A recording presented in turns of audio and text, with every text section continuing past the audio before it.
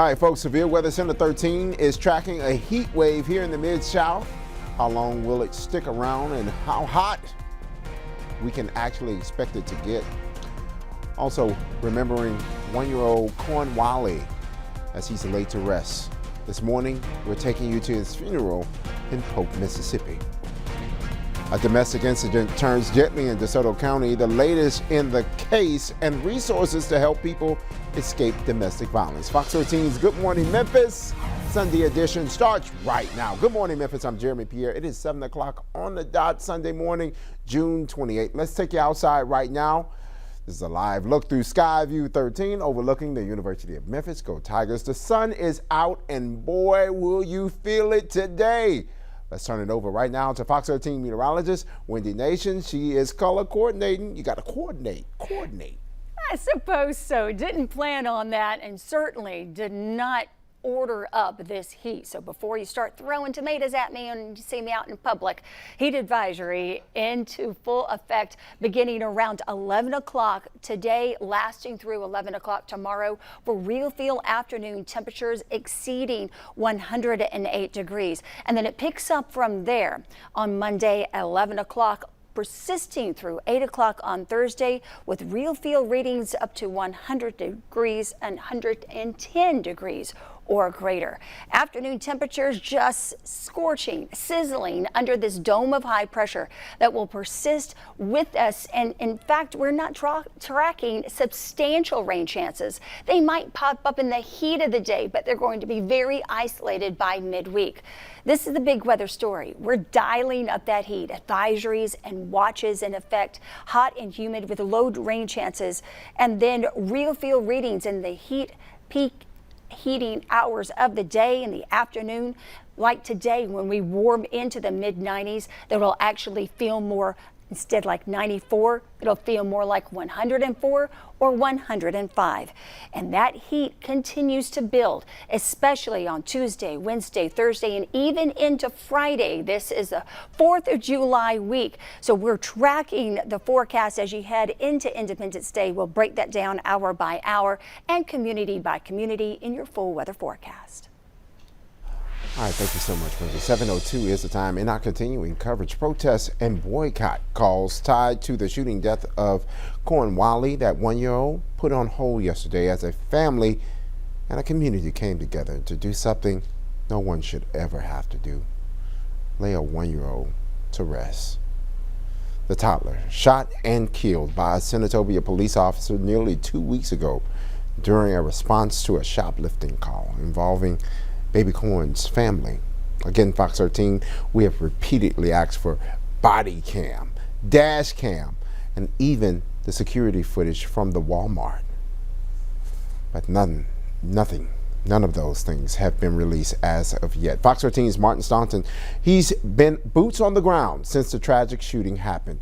And this morning, he takes us back there as Baby Cohen is laid to rest in Polk, Mississippi.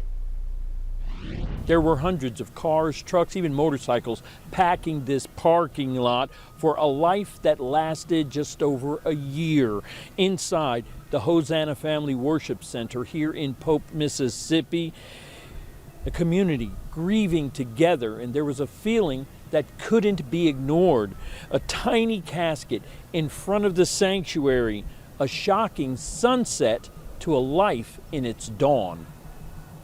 I came here because a baby is dead. He was executed by the state. Straight out of infancy. He's gone. That sentiment was carried by many into the Hosanna Family Worship Center Saturday afternoon. On this day of Baby Cohen's funeral, the protests paused, but the pain did not. You know, this is something that has become so normalized in the society when it is absolutely wrong to be shooting into an occupied vehicle that a child is known to be in. Baby Cohen's tiny casket was loaded onto this horse-drawn carriage by children, his parents riding on the top as it left the church, heading to his final resting place a short distance away. Strangers attending the funeral say the sight was heartbreaking. Hunter Foster is going to have to pay for having our community have to watch children carry the casket of another baby, he's going to have to answer to that. He's not going to sleep well at night, and we won't let him. We will be here. That is not okay, and we won't tolerate it. The family's attorney told those gathered this day is for grief, for burying a baby boy long before he should have been laid to rest. But he promised mourners answers and accountability for the officer who fired that fatal shot. On the evening of the funeral, supporters demanded to know how a 1-year-old ended up dead after a Senatobia police response to a reported shoplifting call at Walmart involving diapers. Many in attendance say that's why this funeral was about more than goodbyes. Justice should be served.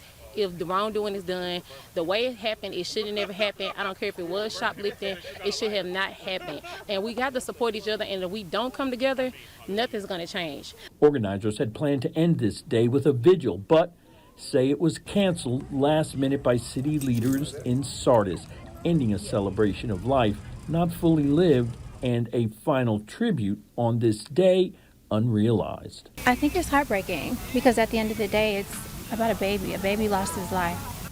Candles left unlit, paying tribute to a young life unlived. Baby Cohen laid to rest today, and organizers of the events say that they will continue their push for justice and accountability. In Sardis, Martin Staunton, Fox 13 News. The fight for justice continues later this afternoon. Black Lives Matter Grassroots Memphis is hosting a community engagement event later today. There will also be a neighborhood cookout that will follow. The event starts at 1 in the afternoon. We also continue covering a deadly domestic incident in DeSoto County. Olive Branch police say a man is dead and a woman injured. This happened just after 1 Friday afternoon on Fox Tree Lane. Police and DeSoto County deputies responded to that shooting. The woman on the line told dispatch she got shot in the hand. When officers arrived, they found the man on the ground with a gunshot wound. Officers immediately began life-saving efforts, but sadly, that man later died. The woman who made the call treated on the scene and later released. Investigators say they detained multiple people inside the home and are calling this incident a domestic incident. The Olive Branch police chief says there were 3 children inside of the home when the shooting happened. Thankfully, none of the children got hurt. Chief Carlos Garcia shares this message to anyone living in a domestic violence situation. We would like to encourage those to speak out. Speak out and even call us to see if they need assistance, so we could put them in the right direction for that assistance so it doesn't get to this point. The identity of the man who died, that information has not been released. Investigators are still working to determine exactly what led to this shooting. If you or someone you know is in a domestic violence situation, we have posted resources on our website, fox13memphis.com. 7:08 is the time. A man is in critical condition after a shooting in Whitehaven. Memphis police say the victim arrived at the hospital Saturday morning around 8. He arrived at the hospital in a private vehicle. Officers able to find a crime scene on Shane Lane near East Shelby Drive. MPD says 4 people have been detained and an investigation is ongoing. 3 men have been arrested after attempting to smuggle drugs into the penal farm. A bold move.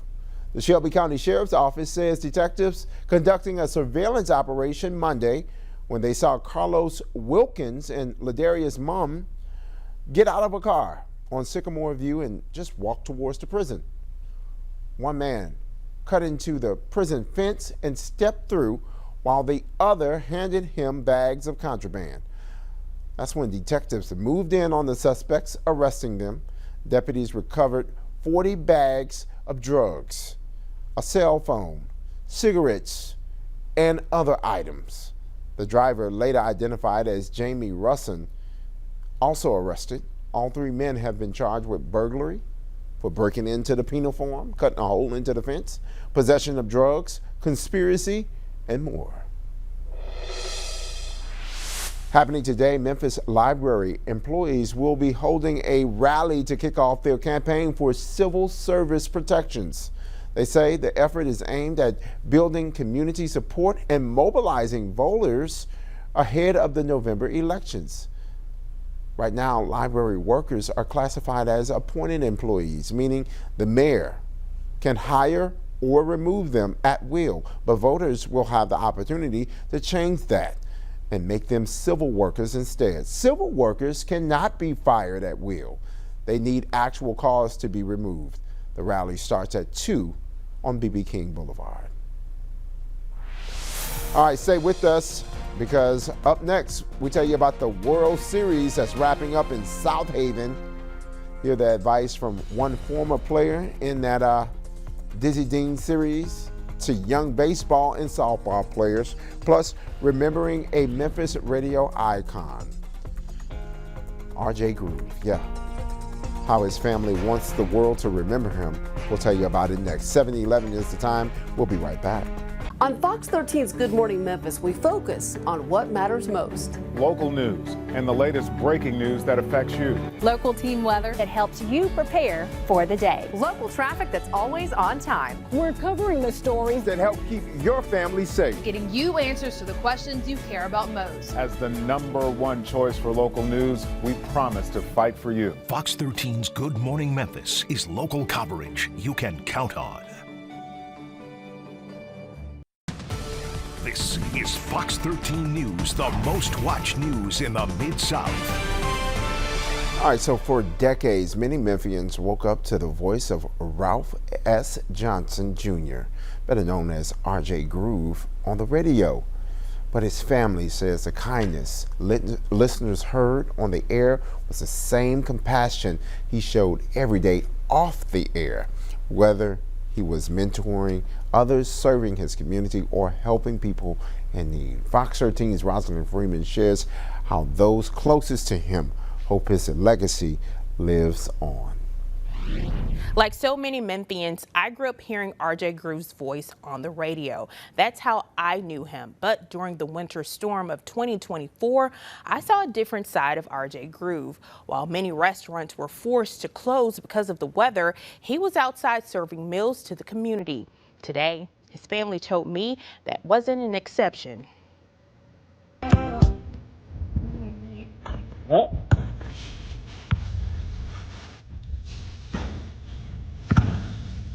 For many Memphians, Ralph S. Johnson Jr. was the familiar voice behind radio, like the Kingdom Party. For his family, he was something even greater. Mainly, he helped people. One of the things, like in the interview today with Stan, he said he advanced the kingdom. Because his DJ, the whole show on the radio is called the Kingdom Party. So, and that's the advance the kingdom. His sister, Lisa Beam, says whether someone was family, an employee, or a complete stranger, RJ Groove always found a way to help. He was like, I'm going to put myself in a position where I can take care of my family and I can also give back. Like, that was his thing. Like, he didn't want nobody to be without. He didn't want nobody struggling. As the family prepares to celebrate RJ Groove's life, they say their focus now is making sure the work he started never ends. We want to keep this legacy alive because my brother meant so much to Memphis City, because this is where he established the beginning, from where he started with DJing in clubs, DJing on the radios, selling cars. I mean, my brother's the biggest hustler there is, So everything that he put his hands to do, especially with his baby plant-based heat, we want to keep that going. Really want to keep that going. So I'm just trying to, focus in on that and do some of the same things that he would do. Obviously, it's not going to be the same, but, I can put my own spin on it, do things my way. But at the same time, still honor his legacy. The family is encouraging anyone who wants to honor R.J. Groove's memory to support the R.J. Foundation. Funeral arrangements and information on how to support the foundation can be found on FOX13News.com. In the studio, Rosalind Freeman, Fox 13 News. All right, 7:17 is the time. Let's take you outside right now. The live look through Skyview 13 overlooking the University of Memphis. Go Tigers. Look at those clouds, but the sun is off to the corner of your screen right there. But that sun is going to be working today. We're tracking a heat wave. Fox 13 meteorologist Wendy Nations is live in Severe Weather Center 13. So Wendy, how hot is it actually going to be? You'll need your personal fan, lightweight, light-colored clothing, hydrate during the day. You'll need your sunglasses and try to limit time outdoors. How hot is it going to be? It could actually feel more like 105 to 111 over the next several days. And this is what's prompted a heat advisory. It goes into effect around 11 o'clock this morning, lasts through 11 o'clock on Monday, and then kicks into gear on Monday at 11 o'clock, lasting through 8 p.m. on Thursday with an extreme heat watch. Advisories and extreme heat.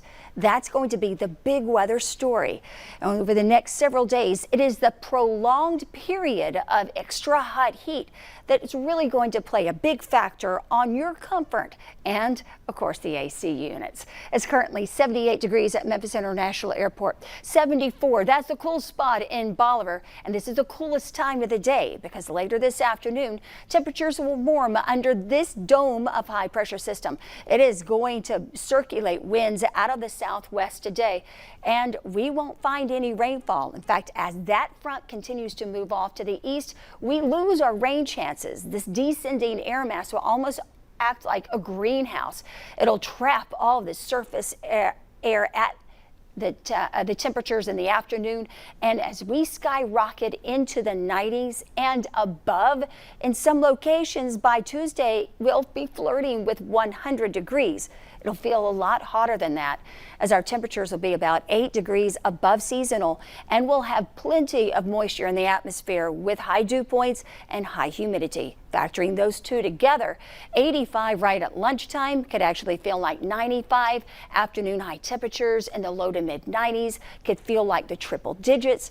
And we retain the heat even as the sun sets. So by 9 o'clock tonight, we're still around 90 degrees. And we wake up tomorrow morning hot and sticky, 78 to 80.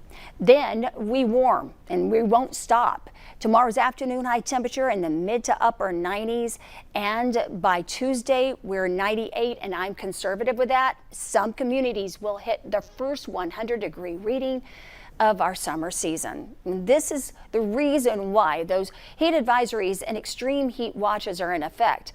The real field temperatures on your skin and definitely in the car. Don't leave any kids or car animals behind in the car seat. Could warm all the way up to 110 or greater, and not a lot of rain in the forecast.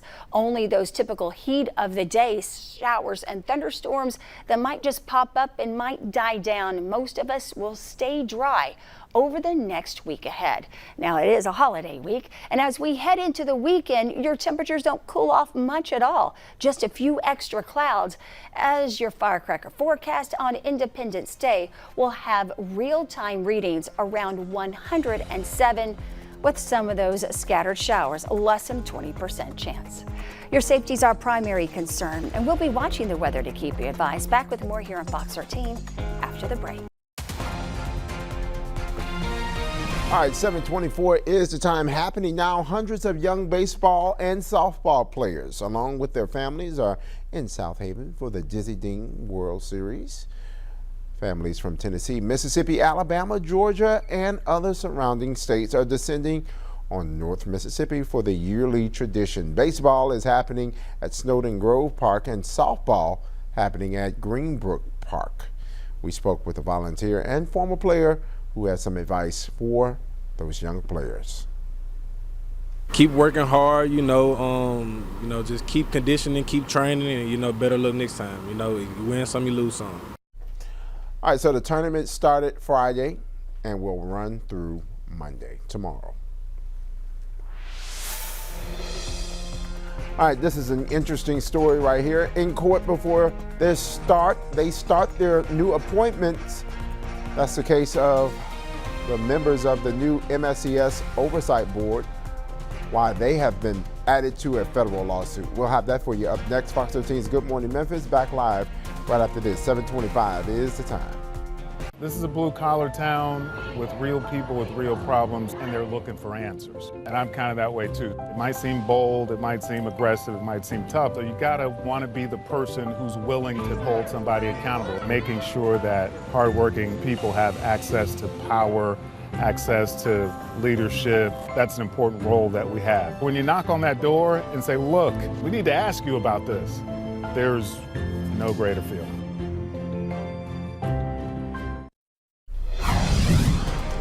All right, we want you to be weather aware. That's why Fox 13's Severe Weather Center 13 is tracking a heat wave across the Mid-South. We want you to know about it, just how hot we can expect it to be coming up.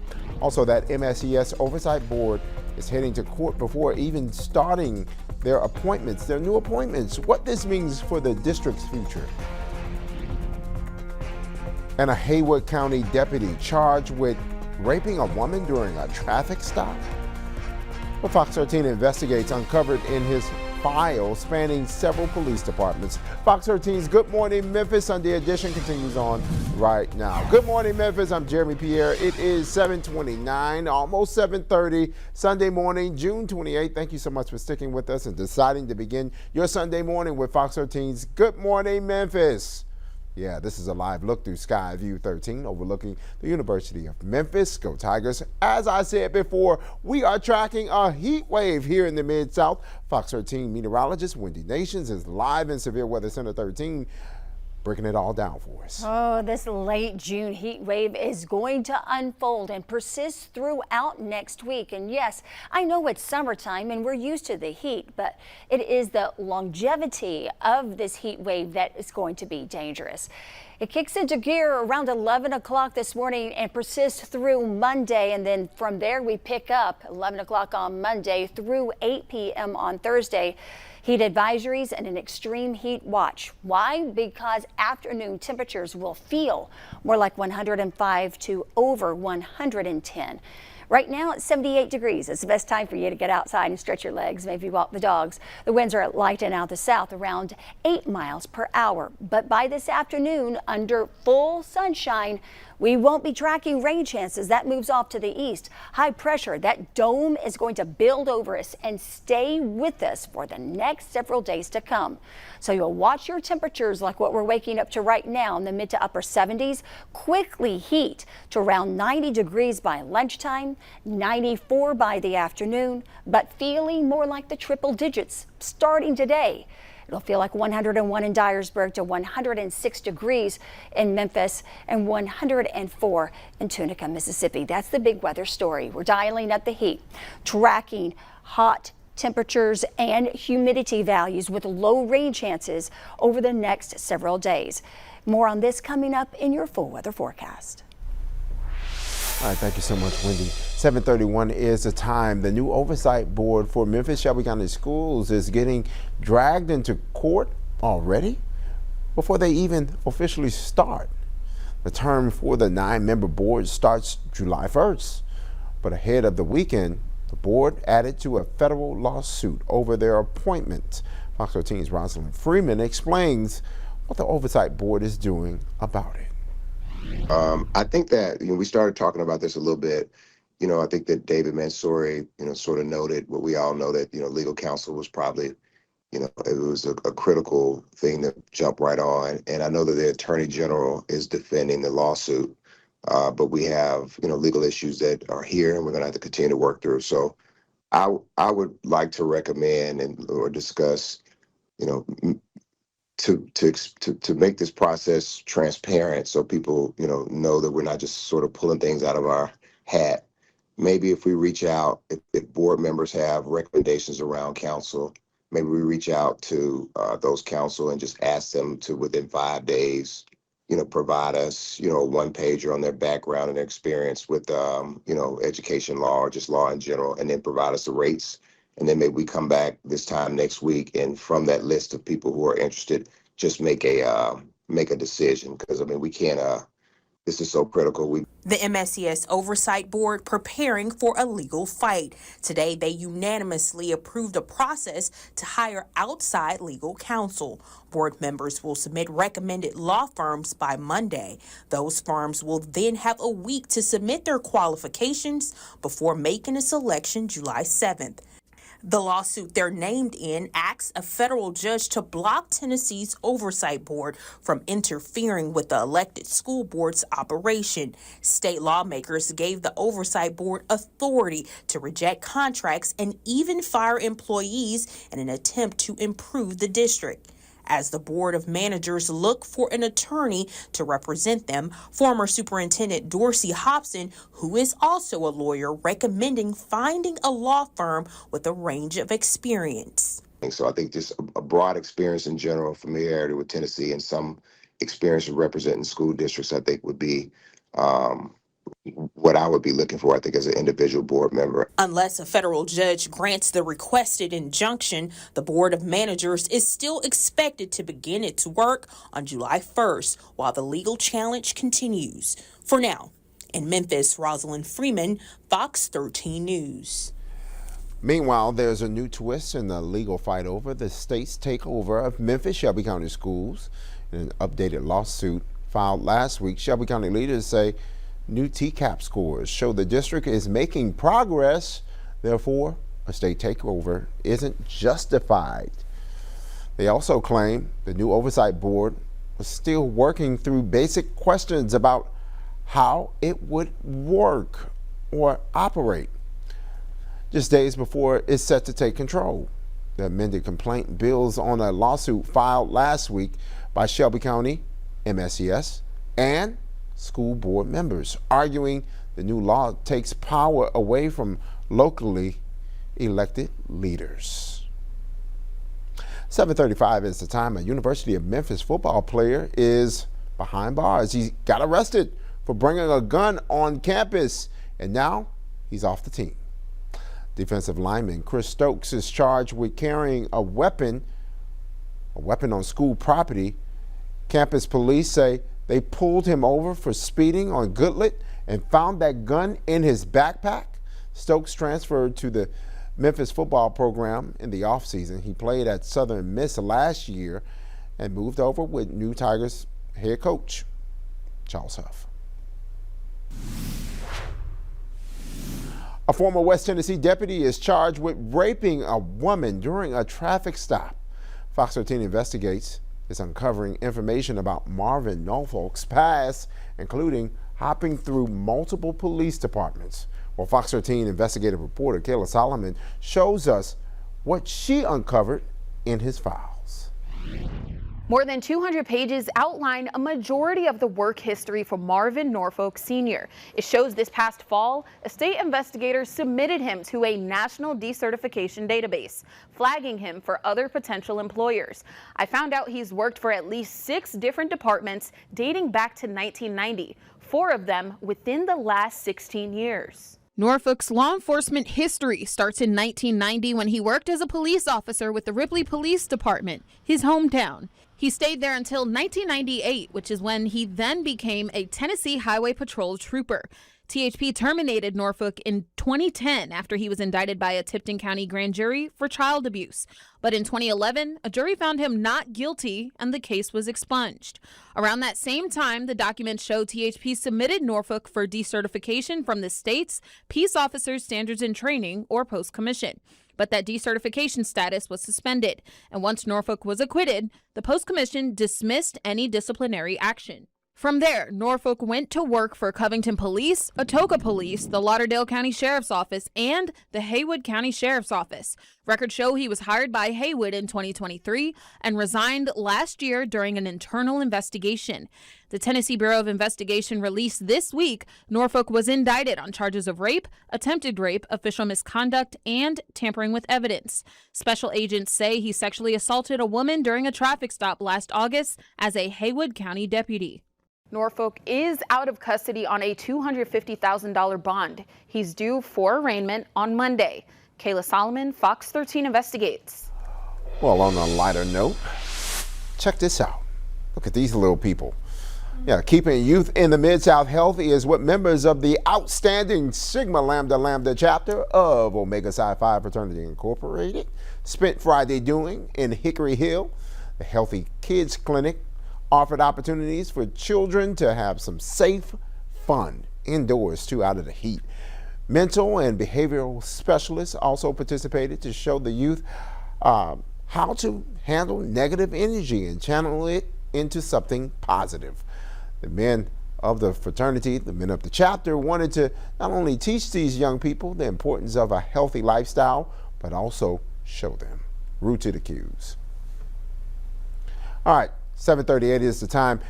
Uber is enacting stricter background checks for its drivers. The company says it's expanding the list of criminal offenses that permanently disqualify someone from being a driver in the U.S. Uber will not allow people with prior convictions for violent felonies, sexual crimes, stalking, and strangulation. The changes come after a New York Times investigation found that the company's policies allow people with many types of criminal convictions to be drivers. Uber is also facing thousands of lawsuits from passengers who claim they were sexually assaulted. We have continuing coverage this morning on Good Morning Memphis on the war in Iran. The U.S. and Iran continue to trade strikes after reaching an interim peace deal. Saturday, Iran launched a drone assault on Bahrain. A ship in the Strait of Hormuz also came under attack. This is after the U.S. launched overnight airstrikes in response to a ship attack on Thursday. Top Iranian officials have slammed the U.S., saying the attack came in the middle of negotiations. Meanwhile, Israel and Lebanon have made their first step toward a potential peace deal. They signed an agreement with the U.S. Friday. Israel says its forces will pull out of 2 areas in southern Lebanon.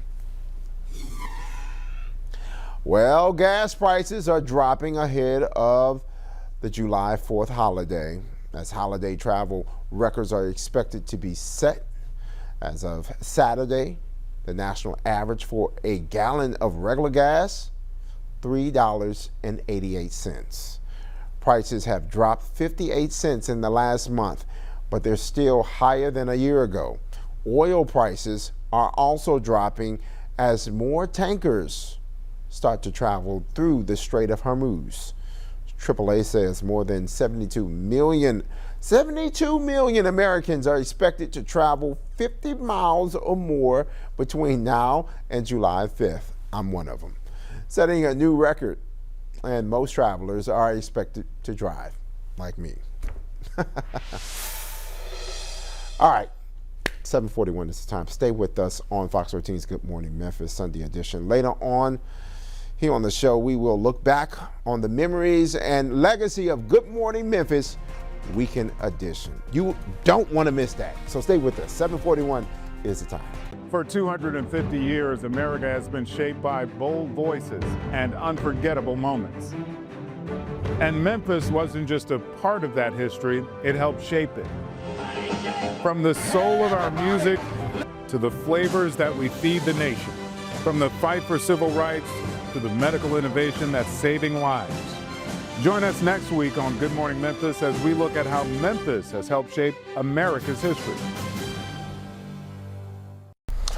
Everyday Heroes airs tonight at 10:30 after Fox 13 News at 10.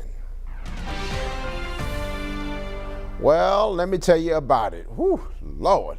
This is a live look through Skyview 13 overlooking the University of Memphis. Go Tigers. It's going to be a hot one. Just call on the Lord. You're going to need him to cool you off on this good Sunday morning.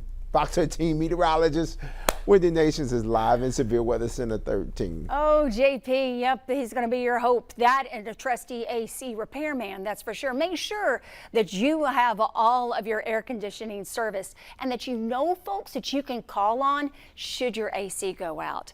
Heat advisory kicks into gear at 11 o'clock this morning, lasts through 11 o'clock tomorrow for real field temperatures in the triple digits, and then we pick up from there. 11 o'clock on Monday through 8 p.m. on Thursday for real feel afternoon high readings that could feel like 105, exceeding 110. Now we're starting off comfortable right now. 78 degrees at Memphis International Airport, 79 in West Memphis. It's already 80 degrees in Clarksdale, Mississippi, and 77 in Bolivar. Morning hours are going to be the best time for you to do yard work. I know your neighbors might not be too happy with that, but high pressure, the minute it starts to build in, and it is already pushing away that frontal boundary that brought some rain and clouds yesterday. And over the next several days, we are going to see winds generate more moist, humid air from the Gulf, and that ridge just builds. It almost acts as a greenhouse. It's a descending air mass, and it's going to push away the clouds. It'll let the surface temperatures bubble up to the mid to upper 90s. But you couple that with high humidity, high measure of dew point, and the humidity in the atmosphere, enough moisture. 99 on Tuesday will actually feel more like 111 or greater. And look, St. Louis could hit an afternoon high temperature of 101. And we could see our first 100s of the season in some communities across the Mid-South, and we'll be about 8 to 9 degrees above normal. So let's go ahead and track the temperatures for today. By the time you get out of church, it's already going to be around 85 to 87 degrees and feel more like 97 to 102. 91 to 94 will feel more like 105 to 106 this afternoon. And even as the sun sets, we hold on to the heat, as temperatures will still be close to 90 degrees at 9 o'clock at night. We wake up tomorrow morning, similar temperatures, the mid to upper 70s, and then quickly heat into the mid to upper 90s by tomorrow afternoon. And Tuesday is going to be the hottest day of the week. I was conservative with this on 98. We could actually hit 100 degrees, but it will feel more like 110 or even greater. And look, it is the longevity of this heat wave that is what's going to affect your body. Without a lot of relief in the heat, as far as rainfall goes, it's going to be hot, hazy, and humid, a triple H day. So over the next 7 days, we will be dealing with unseasonably warm temperatures. You know the drill. This afternoon highs climb into the 90s. It'll feel more like 105 to 110. Hot as a firecracker. Hydrate, make sure you do, and pay close attention to the weather. Of course, your safeties are concerned. So we'll be watching the weather to keep you advised, and back with more after the break. Here's something that's totally scandal-free, and it's going to be on TV. Good Morning Memphis is expanding starting tomorrow morning. Kristen Talent is taking over your Saturday mornings. The show premieres tomorrow morning at 6, and it's going to run until 8, from 6 in the morning until 8 in the morning. Tomorrow's show is all about the first day of school. Well, we've been scandal-free for the most part. Any other scandals, I've managed to get out of it. All right. There you go, Jeremy. All right, so August 3rd, 2013, the first debut of Good Morning Memphis, Saturday edition. And I was there. Yeah, you were there. And then Good Morning Memphis, Sunday edition, followed in 2014. Kristen Talent, I had a pleasure of working with her. And then Alex Flores came in 2014, and so we were there together. So I worked with Kristen 2 weeks, and then your first stint here, had a joy working with her. So she was the first anchor of Good Morning Memphis, weekend edition, right? And you are now our last. I know. Tears. I know. But now it's the end of an era. Before we go this morning, we want to say goodbye for the last time on this Sunday morning. This marks the last weekend of Good Morning Memphis, Saturday and Sunday editions. So don't worry. You can still catch us. You can still catch the both of us. We'll be on the big show. That's right. The marathon show, Monday through Friday. Yeah. And so we have some picks, right? Don't we have? Oh, look. We love our picks. Oh, yay. We love our picks. just taking a little bit of a memory stroll. We're not the only ones. You know, Chelsea was here before. There you go, right on cue. Okay. And then we had who? There he. Dakari and Chelsea Chandler. And and then Elizabeth. Elizabeth D'Amore. That's right. I love me some Elizabeth. She's a mama now of 2 darling babies. Oh my. So we've Julia. Julia, and now she moved to Dallas, and now she's up in New York. So she's doing big things. Yes. Big things. And this is our long feared and fearless leader. Yeah, not feared. She was lovely. She was our fearless leader.